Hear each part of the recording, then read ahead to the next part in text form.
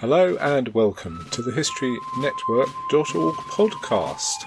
If you would like to become a patron of the podcast, just pop along to Patreon, patreon.com/The History Network. Thank you to all our patrons who make this podcast possible. The HistoryNetwork.org podcast, Season 31, Episode 7, The Armenian Massacre, Part 1. This episode was written by Umit Kurt. Umit Kurt is a historian of the modern Middle East with a particular focus on the transformations of the imperial structures and their role in constituting the republican regime. Kurt is Polensky Fellow at the Van Leer Jerusalem Institute.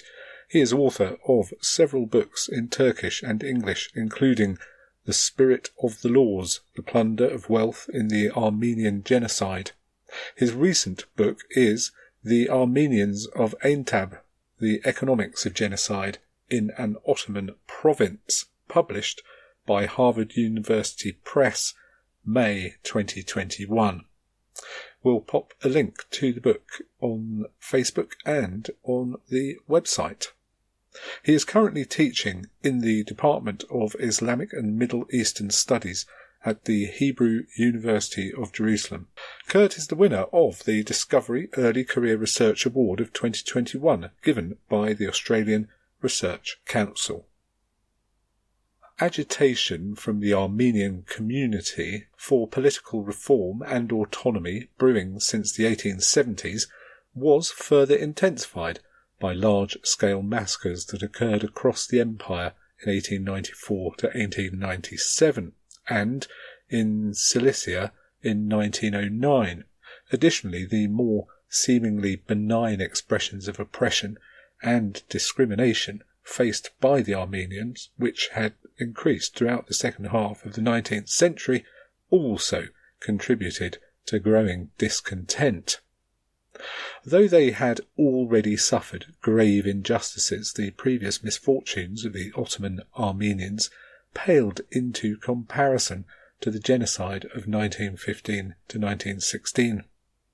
As Bloxham notes, the massacres of the 1890s and genocide of 1915 differ in significant ways, notably in their motivations as well as in participation by centralized versus localized actors, but share a common time frame at the twilight of the Ottoman Empire.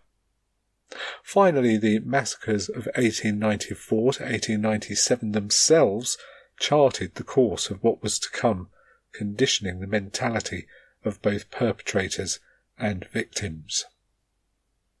The bulk of existing studies view the outbreak of mass violence in the Ottoman Empire as a byproduct of the imperial collapse and subsequent invasion by Western powers that took place in the aftermath of World War I. Yet this process can be traced back to the period of the Tanzimat Edict of Gulhan of 1839 and Islahat Ottoman Reform Edict of 1856, reforms of the 19th century. The aim of the reforms was to eliminate the imperial hierarchy that institutionalized discrimination between Muslim and non-Muslim, Christian and Jewish, communities, laying the groundwork for the equal citizenship law that would come into force following the promulgation of the Ottoman Constitution of 1876. The reforms were fiercely contested by the Muslim community, which perceived them as a direct threat to their social and economic status.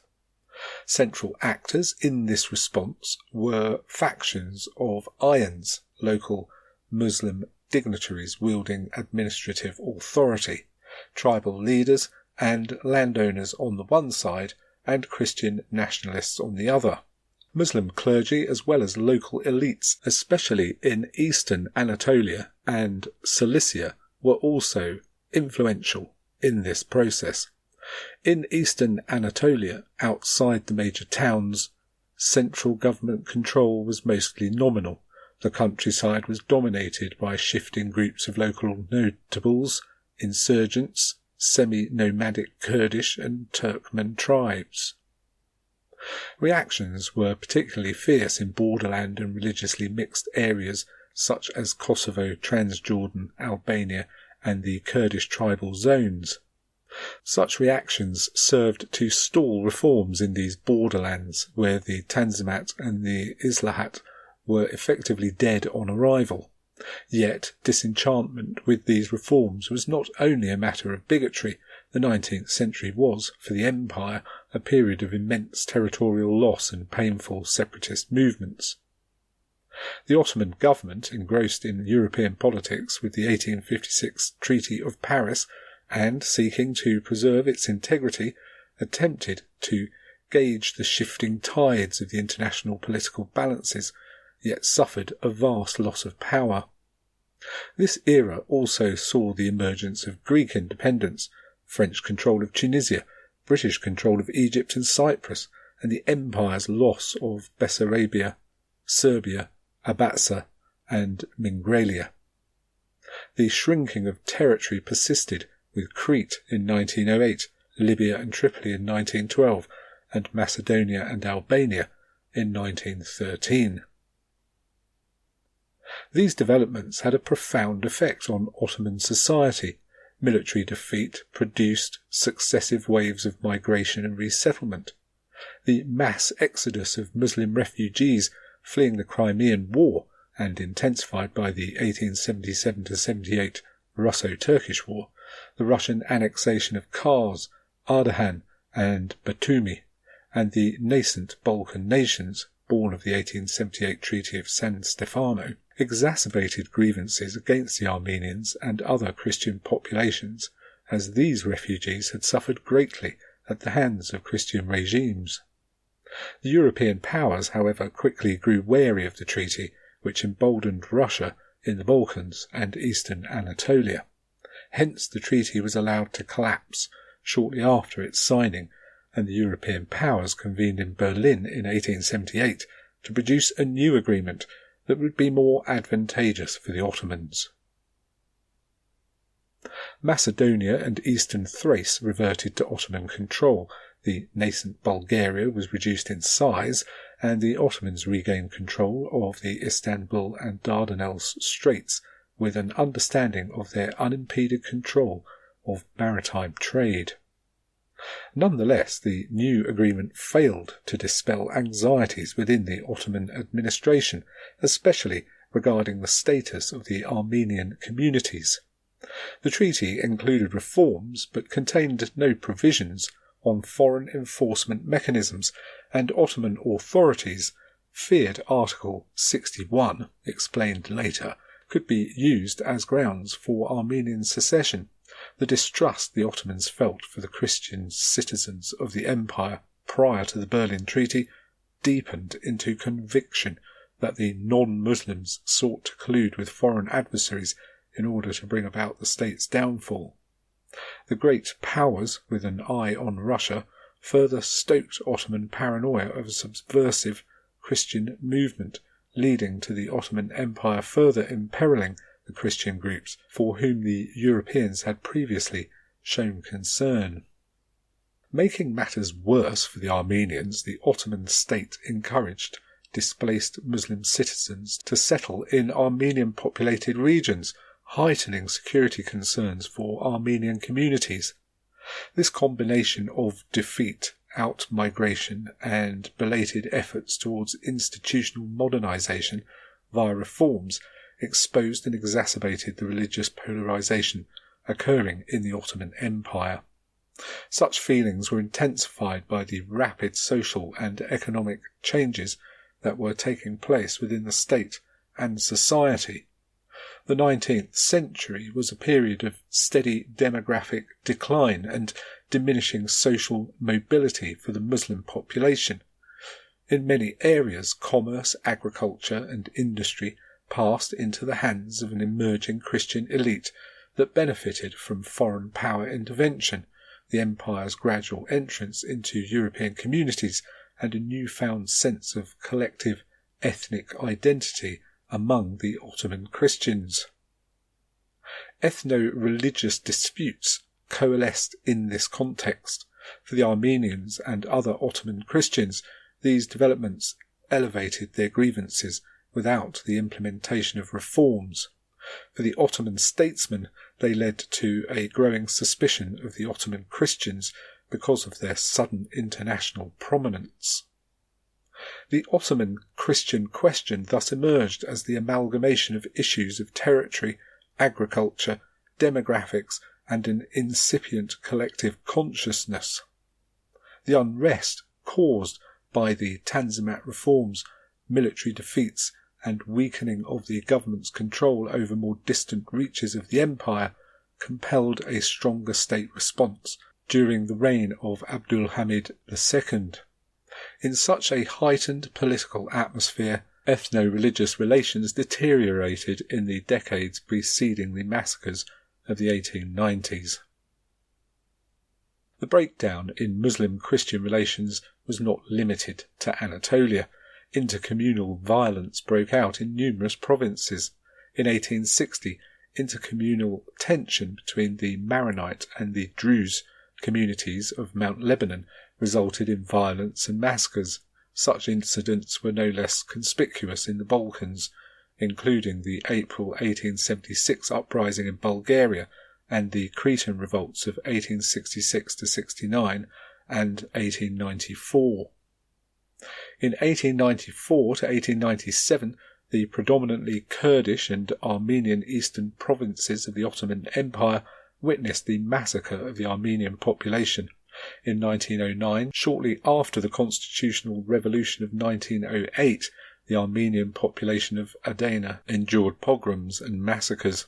In 1912 to 1913, the Balkan Wars resulted in a diminution of the Muslim population caused not only by forced migration, starvation and disease, but also by mass killings committed by Bulgaria, Greece and Serbia. With the commencement of the Armenian genocide in 1915, the ruling CUP took a drastic step towards one of its long-standing goals, the Turkification of Anatolia. This series of state-initiated persecutions and intercommunal violence continued throughout post-Ottoman Middle East, with ruthless policies carried out by newly established nation-states. The second constitutional period was replete with political failures for the CUP, especially in the international arena. At the very beginning of the July 1908 revolution, Austria-Hungary officially annexed Bosnia-Herzegovina. Following the annexation, Bulgaria declared outright independence, and the Cretan deputies proclaimed unilateral union with Greece by taking advantage of domestic turmoil in the CUP government. The counter-revolution started by followers of Abdul Hamid II culminated in his dethronement. Subsequently, the CUP cracked down on the political opposition, imposing martial law to curtail fundamental liberties. Strikes were banned for all public services, labour unions were dissolved, political demonstrations were forbidden, and the press law was enacted to restrict freedom of the press. The Turkification process was codified and expanded in 1910 and 1911, including the settlement of foreign Turkic and Muslim groups around transportation hubs and cultural and linguistic prohibitions for Albanians and Arabs, increasing their marginalisation within the empire. At the same time, the CUP had to turn its attention to revolts led by the Druses south of Damascus, as well as uprisings in Albania and Yemen. In the immediate aftermath of the Tripolitania Italo-Turkish War, which saw Italian victory, the Balkan Wars of 1912 to 1913 broke out. Greece allied with Bulgaria, Serbia and Montenegro in the Balkan League against the Ottoman Empire. They wrested Macedonia from the empire, though then proceeding to fight among themselves over how to divide the territorial spoils of war. The total and permanent loss of the Balkan Peninsula in 1913 and the secession of the Muslim province of Albania accelerated the transition from a general Muslim consciousness in the CUP to a specifically Turkish one. During this period, economic boycotts developed out of the CUP's political response to these defeats. Begun to protest the annexation of Bosnia-Herzegovina, the boycotts had as their main target European companies and business enterprises of Ottoman Christian subjects. In fact, by 1910 to 1911, the systematic boycott movement was initiated to target the shops owned by Christian Ottomans, particularly Greeks, and Jewish Ottomans as well. A coordinated campaign of atrocity propaganda intended to heighten the stigmatization and consequent dehumanization of Ottoman Christians was implemented following the routing experienced by the Ottomans in the Balkans. Sensationalized stories of Muslims being abused and violated at the hands of Christians were spread, stoking enmity against the Muslims' fellow countrymen and setting the stage for the violence to come. According to this atrocity propaganda discourse, non-Muslims were sucking blood of Muslims, as Yusuf Dogan Setinkaya quotes. For instance, in public lectures on hygiene delivered in the province of Aydin, medical students Berset Saleh, Mahmed Halit and Mustafa Muzaffar depicted the Christians as vipers. "We are broken-hearted at finding you Muslims are still asleep. The Christians, profiting from our ignorance, have now for ages been taking our place and taking away our rights. These vipers whom we were nourishing have been sucking out all the lifeblood of the nation. They are the parasitical worms into our flesh whom we must destroy and do away with. It is time we freed ourselves from these individuals by all means lawful and unlawful." All manner of actions, public meetings, demonstrations, boycotts, picketing, destruction of property, pogroms, were used to foment hatred against non-Muslims. The effort extended across all societal lines, with elites and workers, artisans and officers, all contributing to the othering of Christians, a crucial step in preparing the public for collective violence. The 1912 to 1913 Balkan Wars, which chipped away at the Empire's remaining European territory and resulted in a loss of its most fecund farmland, marked the end of any possibility of political compromise within the CUP. In addition, as displaced Muslim refugees from the Balkans sought shelter in Anatolia, great pressure was exerted on the minorities who had resided there for centuries, further polarising social relations, yet perhaps the most significant impact was psychological. For the first time in Ottoman history, the dominant Turkish Muslim majority experienced the fear of annihilation. The loss of most of the territory of Macedonia at the end of the Balkan Wars was a source of acute national humiliation. At this juncture for the CUP, the only remaining option was to establish a cult of ethnic nationalism and Islam in the rechristened Turkish homeland, Anatolia. Mehmed Emin, a leading nationalist and CUP intellectual, assured his readers that the Turkish nation would not succumb. In his poem Young Turk, published in Turkish homeland, he wrote, "The Turkish state will not die. No, I am a noble Turk. I descend from a lineage, the blood of which makes the essence of history. I know how to die as well as how to kill. I lower any hand that threatens the Turks, even if that enemy hand would be mine." The trauma of defeat and the exacerbated fear of the erasure of the Turkish state and nation demanded a national revival. The Bulgarians, the milkmen, the Serbians, the swineherds, even the Greek, the tavern keepers, defeated the Ottomans, who had been their masters for 500 years. The Balkan nations, Armenians and other Christians, were portrayed as being goaded by the West to seek, illegitimate, privileges at the Turks' expense. With the conclusion of the Balkan Wars, the issue of reform still unresolved for the eastern provinces, and the failure of collaboration between Armenian political organisations and the CUP government, Armenians again turned for assistance to Russia, which viewed the circumstances as ideal to further entrench itself in areas of withering Ottoman influence, mirroring the process that the Russians had pursued in 1878 with the Armenians, and with support from the Armenian Catholicos. A reform scheme arose in the midst of waning Ottoman strength and the empire's acceptance of its diminishing territory. The reform package, as enacted in February 1914, mandated the establishment of 2 zones comprising the 6 Armenian provinces and the Black Sea province of Trabzon, which would be governed by impartial inspectors general, Westerlenk from the Netherlands and Hoff from Norway, endorsed by the central Ottoman authorities. In the eyes of the CUP triumvirate, Enver, Talat, Kemal, the reform agreement was viewed as a violation of national sovereignty, national security and national honour. In the words of Zavan der Yegayan, then Armenian Patriarch of Istanbul, the Ittihadist government had not forgiven the Armenians for having asked for European controls. Because of this, the Ittihadists were filled with vengefulness towards the Armenians, perceiving them as an element that was inviting foreign interference and letting itself become the tool of foreign states. This imposed reform agreement reinforced Turkish resentment toward non-Muslims.